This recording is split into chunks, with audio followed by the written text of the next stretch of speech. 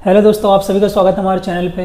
तो दोस्तों, मैं आज आपके लिए प्रॉफिट और लॉस का पार्ट सेकंड लेकर आया हूँ। इससे पहले मैंने पार्ट फर्स्ट अपलोड किया था जिसमें मैंने आपको कुछ इंपॉर्टेंट क्वेश्चन कराए थे। तो आज भी मैं आपको इंपॉर्टेंट क्वेश्चन करवाऊंगा और ये क्वेश्चन आपके लिए बहुत ज़्यादा इंपॉर्टेंट होने वाले हैं। तो वीडियो को लास्ट तक जरूर देखना और हमारी वीडियो पसंद आई तो वीडियो को लाइक करना और हमारे चैनल को जरूर सब्सक्राइब करना। तो आइए देखते हैं आज का पहला क्वेश्चन। क्वेश्चन में दिया है 6 वस्तुओं का विक्रय मूल्य 12 वस्तुओं के क्रय मूल्य के बराबर है, तो लाभ या हानि प्रतिशत ज्ञात कीजिए। ठीक है, तो क्या दिया, 6 वस्तुओं का विक्रय मूल्य यानी सेलिंग प्राइस कितने के बराबर है, 12 वस्तुओं का क्रय मूल्य यानी 12 इंटू में क्रय मूल्य मतलब सीपी।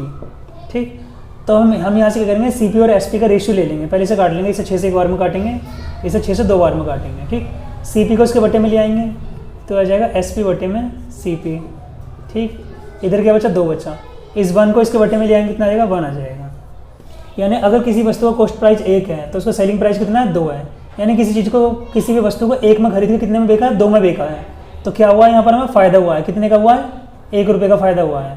ठीक, तो जो भी फ़ायदा या घाटा होता है हमें किस पर होता है, कॉस्ट प्राइस पर होता है। जब तक हमें ये नहीं पता चलेगा हमने चीज़ को खरीदा कितने में है, तब तक हम ये नहीं कह सकते कि हमें वस्तु पर फ़ायदा हुआ या घाटा हुआ है। ठीक है, तो कॉस्ट प्राइस की वैल्यू कितनी है, नीचे आएगी 1 रुपये पर क्या हुआ है, 1 रुपये का फ़ायदा हुआ है। ठीक, और परसेंटेज बदलने के लिए क्या करेंगे, हम 100 की मल्टीप्लाई करेंगे तो कितना आएगा, 100 की 1 में करेंगे तो कितना आएगा, 100%। ठीक है, तो क्या हुआ, 100% का क्या हुआ, लाभ हुआ है, फ़ायदा हुआ है। ठीक, देखा अगला क्वेश्चन हमारा ये है, किसी वस्तु को रुपये 436 पर बेचने से उतनी ही हानि होती है जितना कि उस वस्तु को रुपये 464 में बेचने से लाभ होता है, तो उस वस्तु का क्रय मूल्य ज्ञात कीजिए। ठीक है, हमने किसी वस्तु को बेचा और बेच में उतनी हानि होती है जितने का उस वस्तु को 464 में बेचने पर लाभ होता है। यानी जो हानि और लाभ क्या है, बराबर बराबर हो रहे हैं, जितना हानि हो रही है उतना ही लाभ हो रहा है। ठीक है, जब भी आपको ऐसा क्वेश्चन दिया हो और आपसे कॉस्ट प्राइस पूछे तो हम क्या करेंगे, इन दोनों वैल्यू को जोड़ेंगे। जोड़ो 436 और 464, 6 और 4 10 का 0 हासिल लगाए, 1 6 3 9 1 10 का 0 हासिल लगाए, कितना आ गया, 900 आ गया। और इस 900 को क्या करेंगे, हम 2 से डिवाइड कर दो तो कितना आ गया, 450। तो इसका कॉस्ट प्राइस कितना हो जाएगा, 450। ठीक है, डायरेक्ट इसका आंसर है। ठीक है, देखिए इस क्वेश्चन को दोबारा दूसरी तरीके से करते हैं।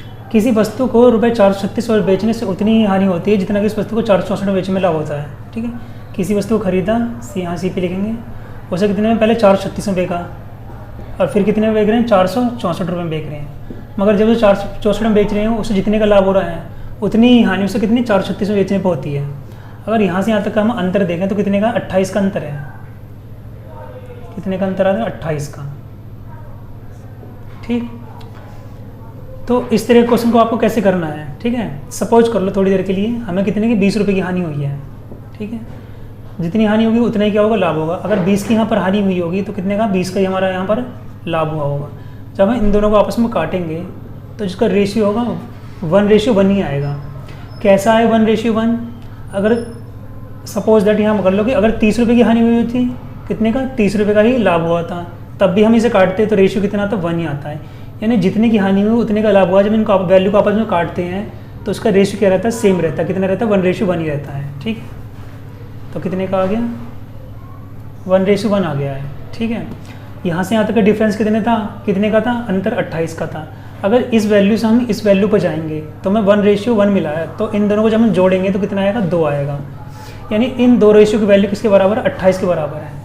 यहाँ पर अंतर कितने आ गए, रेशियो का 2 आ गए, यहाँ टोटल अंतर कितने का, 28 का। यानी इस 2 रेशियो की वैल्यू कितने की बराबर है, 28 की। जब हम इसे डिवाइड करेंगे तो कितना आएगा, 14 बार में कटेगा। यानी ये भी वैल्यू कितनी आ गई हमारी, 14 आ गई, और ये भी वैल्यू कितनी आ गई, 14 आ गई है। ठीक है, तो ये देखो कॉस्ट प्राइस पूछा गया है, तो ये क्या है, ये हमारा सेलिंग प्राइस है, ये भी हमारा सेलिंग प्राइस है, और ये भी क्या है, ये भी सेलिंग प्राइस है। मगर किसी भी चीज़ को खरीदने के बाद जब हमने इतने रुपए में बेचा तो क्या हुआ, हमें घाटा हुआ है। ठीक है, क्या हुआ, घाटा हुआ है। यानी कॉस्ट प्राइस हमारा ज़्यादा है और सेलिंग प्राइस हमारा क्या है, कम है, तो क्या हुआ, हमें हानि हुई है। कितने की हुई है, 14 की हानि हुई है। या तो हम इसमें क्या करेंगे, 14 रुपये जोड़ देंगे। ठीक, क्योंकि सेलिंग प्राइस कम है, सेलिंग प्राइस में हमें क्या हुआ, घाटा हुआ है, तो जाहिर सी बात है सेलिंग प्राइस कम रहा होगा। तो क्या करेंगे, इसमें या तो 14 जोड़ दो या इसमें से क्या करेंगे, 14 घटा देंगे, बात वही पड़ जाएगी। तो जैसे इसमें 14 जोड़ेंगे कितना आएगा हमारा, 450। ये आपको क्या होगा, आंसर हो गया। ठीक, कितना है, 450। देखिए अगला क्वेश्चन हमारा ये है, एक दुकानदार किसी वस्तु को 450 रुपये में बेचने पर जितनी हानि उठाता है उसे 2 गुना लाभ उस वस्तु को 900 रुपये में बेचने में कमाता है। ठीक। ठीक है। इस बार क्या हुआ, जितनी हानि उठाता है उससे 2 गुना लाभ कमा रहा है, यानी इसमें हानि और जो लाभ है वो एक दूसरे से क्या है, एक दूसरे का 2 गुना है। तो इस क्वेश्चन को ऐसे नहीं करना है कि इन दोनों को हमने जोड़ा और 2 से डिवाइड कर दिया, ठीक है। उसे इसी तरीके से करना है जो मैंने आपको बाद में बताया है, ठीक है। तो एक आदमी क्या हुआ, किसी वस्तु खरीदा होगा, पहले यहाँ CP लिखेंगे, पहले कितने 400 रुपये का 450 का बेका और यहाँ 900 रुपये का बेका, ठीक है। अगर यहाँ से यहाँ तक अगर हम अंतर देखेंगे तो कितने का है, 450 का अंतर है, ठीक है। अब ये बोला है कि 450 रुपये में बेचने पर जितनी हानि उठाता है, उसने हानि उठाएगी, इसका रेशियो हम 1 लिख लेंगे, उससे 2 गुना लाभ, यानी यहाँ 1:2 आ जाएगा, हानि जो लाभ का रेशियो है, उससे 2 गुना लाभ 900 रुपये में बेच के कमाया हमने, ठीक है। तो यहाँ से यहाँ तक अगर यहाँ इस वैल्यू से इस वैल्यू तक अगर आप जाएंगे नीचे से, तो ये जो टोटल कितने रेशियो जाएगा, 2 और 1 3 रेशियो, ठीक है। तो इस 3 रेशियो की वैल्यू कितनी किसके बराबर हो जाएगी, 450 के बराबर, ठीक, 450 के बराबर हो जाएगी। तो कितना आ गया 450, इसे डिवाइड कर देंगे इससे, कितनी बार में कटेगा, 3 एकम 3, 3 पंजे 15, 150, ठीक है। इसमें 150 की मल्टीप्लाई करेंगे, कितना आएगा, 150 हो जाएगा। इसमें जब 150 की मल्टीप्लाई करेंगे तो कितना आएगा, 300 आ जाएगा, ठीक है। तो यहाँ क्या हो रहा है, जब इस वस्तु को इसे 450 रुपये बेचा गया होगा तो इसका वो हानि हुई है, कितने की, 150 रुपये की। तो क्या करेंगे, या तो इसमें 150 रुपये जोड़ दो ये वाले, या क्या करेंगे इसमें 300 रुपये घटा देंगे, 900 में से 300 घटा देंगे, क्योंकि यहाँ हमें लाभ हो रहा है 900 रुपये में बेचने पर। तो जो लाभ होगा उसे हम घटा देंगे, तो हमारा कॉस्ट प्राइस जाएगा। या तो हम क्या करेंगे, जो भी हमारा ये वाला ये जो वैल्यू है इसमें क्या करेंगे, जितनी भी हमारी हानि हुई वो जोड़ देंगे। तो 450 में जैसे हम 150 जोड़ेंगे तो कितना आएगा हमारा, 600। ये आपका क्या होगा, आंसर हो गया, ठीक। तो ये हमारा अगला क्वेश्चन ये है, एक वस्तु को रुपये 1060 में बेचने पर एक दुकानदार को 20% अधिक लाभ होता है, जो कि उसी वस्तु को 950 रुपये में बेचने पर हुई हानि से अधिक है। तो यहाँ कॉस्ट प्राइस लिख लेंगे, यहाँ आ जाएगा 1060 और यहाँ आ जाएगा 950, ठीक है। यहाँ हम हानि वाले लिखते हैं, हम लाभ वाले लिखेंगे, ठीक है। तो कितने का, 20% की फ्रैक्शनल वैल्यू लिख लेंगे, कितनी होगी, 1/5, ठीक। 5 का 20% कितना होगा, 1 होगा। तो 5 में हम क्या देंगे, 1 जोड़ देंगे, कितना वैल्यू आएगी हमारी, 6 आएगी। यानी अगर यहाँ पर 5 की हानि हो रही होती है तो उससे 20% अधिक, यानी 5 का 20% 1 हो गया, 1 हमने जोड़ दिया, कितना आ गया, 6।